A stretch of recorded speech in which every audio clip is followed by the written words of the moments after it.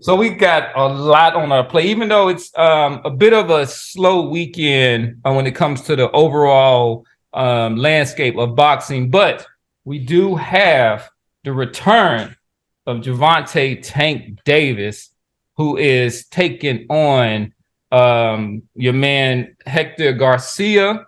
This is going to be at the Capital One Arena in Washington, D.C. Not only that, but this is a kind of a full slate of fights that we have this weekend, including your man Jerron Ennis, who is fighting Karen Chikatsian, and a welterweight fight, Demetrius Andrade, who is returning against Demond Nicholson. And then we also have the return of the Peterson brothers. So definitely showing a lot of love for the Baltimore DC fighters. But before we jump into that, let's go ahead and talk about your boy Tank Davis, who is mired in a little bit of controversy, but he seems to kind of dwell pretty well with those circumstances, and he's able to focus. He's kind of like Floyd in that sense, right? He can have a lot of chaos going on around him, but he's able to kind of have that singular focus and perform well in the ring. So he is taking on your man Hector Garcia, who actually came to rise when he was a late replacement and was able to give the business to your man Colbert, in there, who was one of our Sam Bankman-Fried winners from last week. But let's start out with we'll start out with Coach and everything. He's got a lot of connections. If y'all don't know, he's got a lot of connections to this to the DMV area, DC, Maryland, Virginia boxing circles. And what do you and we'll wait for our picks, but what do you kind of expect to see in this fight this weekend with Gervonta Tank Davis?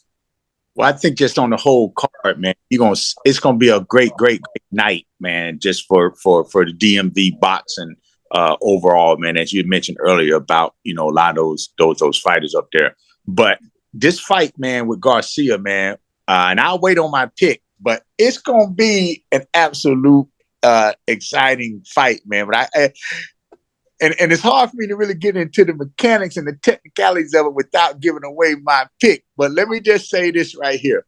It's going to be an absolutely entertaining night, man. I think you're going to see it's going to be. I think it's going to be both a technical fight, and it's also going to absolutely be a brawl in a fight.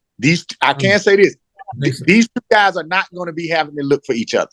It's not going to be a super duper fill out process. I will say that I think that Garcia in the beginning might be aggressive, but once he tastes a little bit of that power, I think you're going to see him kind of come to his senses a little bit. And then I'm gonna have to leave it right there. I'm gonna have to get into my pick. Well, because I don't want you to get into your pick, but just a couple of things that I just want to bring your expertise into it. So one is, Garcia is a big kind of I guess super lightweight, or where they're fighting at 140. Is this no 135? 135. So they are fighting at lightweight. So he's 5'9". He's also a southpaw. So do you think that those, just with his size, fighting another southpaw fighter, do you see any do you see that as being obstacles that Tank would need to overcome? And just for the record, Hector Luis Garcia is 16-0 with 10 knockouts. Right. So now, listen. It should be some obstacles, but it's not going to be. Go back and watch that Colbert fight. Go back and watch it real good, right? Now, watch how Garcia fights bending over. Okay. So, He gives away his height. He get you hit it on the head. You hit it on the head. He gives away that height. His hands would be low, and he lean and he brings that head right to Tank. He brings it right to Tank. You know, but again, I'm saving it because I'm gonna tell you exactly how Tank gonna stop this boy. You know what I'm saying? So let's go down to Boston Jared. So there was some footage that was leaked recently. I'm not sure what camp it came from. I don't know if there's anything to really take from it, but there was some footage from when Hector Luis Garcia was in Devin Haney's camp. And Haney was kind of putting the wood to your boy. Do you think that that's just sparring where you don't know what shape the fighter is in, you know, that they'll come in? Or is there anything to take from that?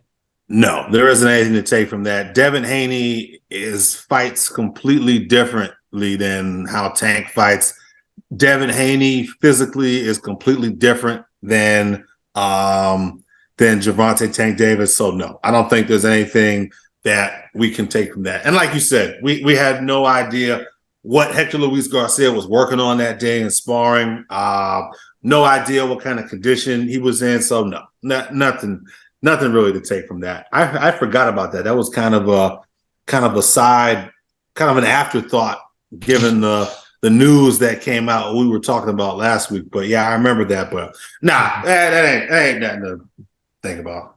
So what about the, you know, coach gave I think a very brought in some, very good notes about Hector Luis Garcia and his fighting style. But do you think that with his size, because he is a big lightweight, do you think that this will pose any challenges for him? And then we don't, this guy's undefeated. He's from the Dominican Republic.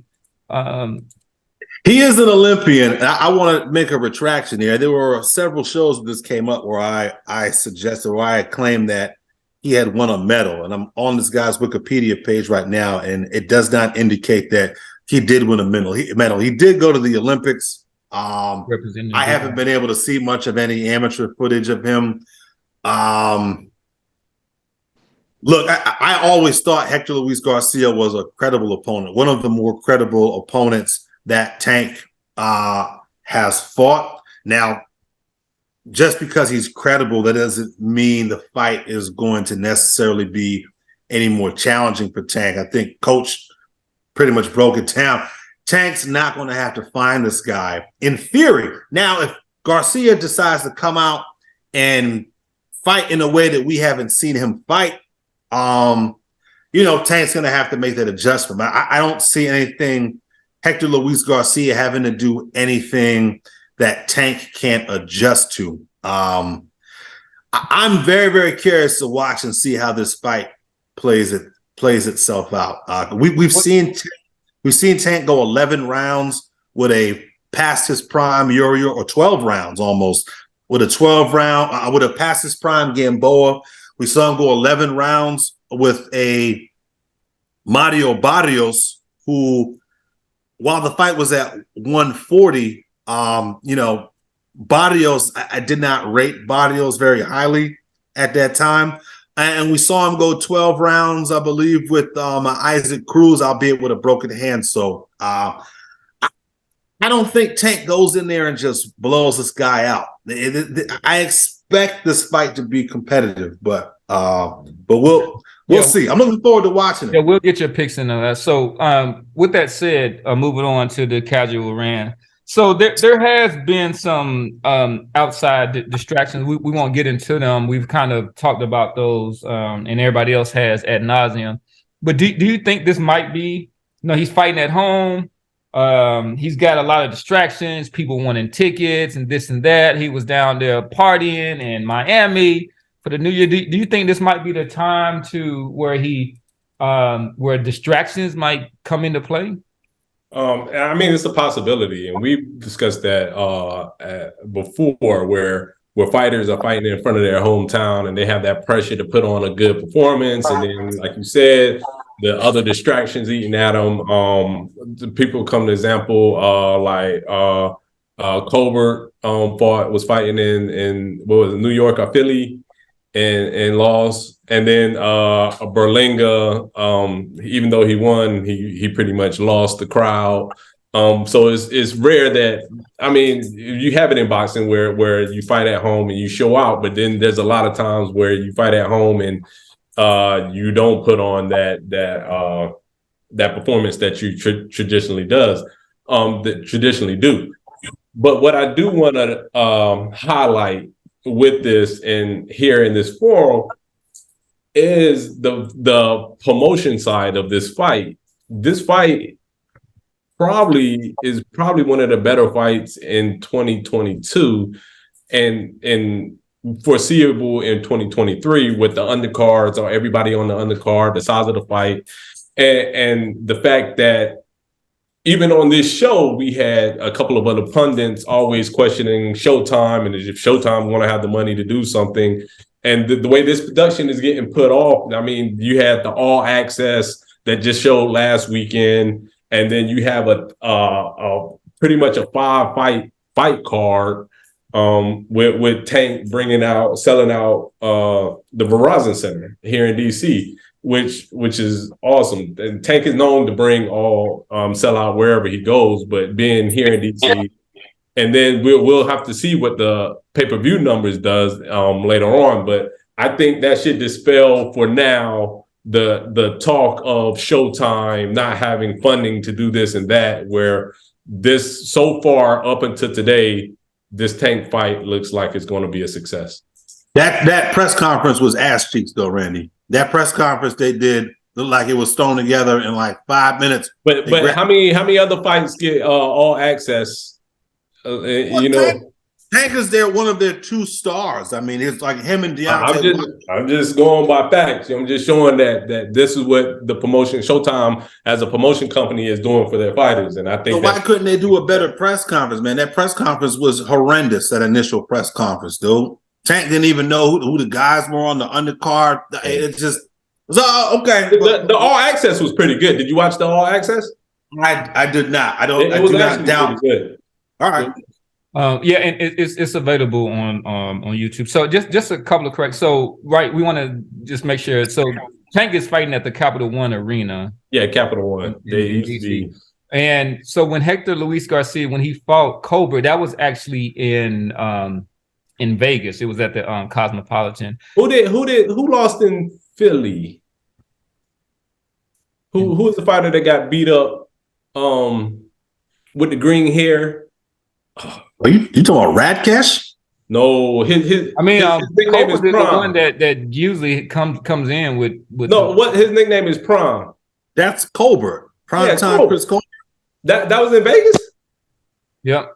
Is the Cosmopolitan of Las Vegas. Great hotel. Best hotel in fucking Vegas, Cosmopolitan. Right. Yeah. Hell yeah, that Cosmopolitan is nice as shit. Cosmopolitan is nice. I recommend anybody stay there. All right, but we signed off. Make sure y'all like and subscribe. Peace. Keep it popping.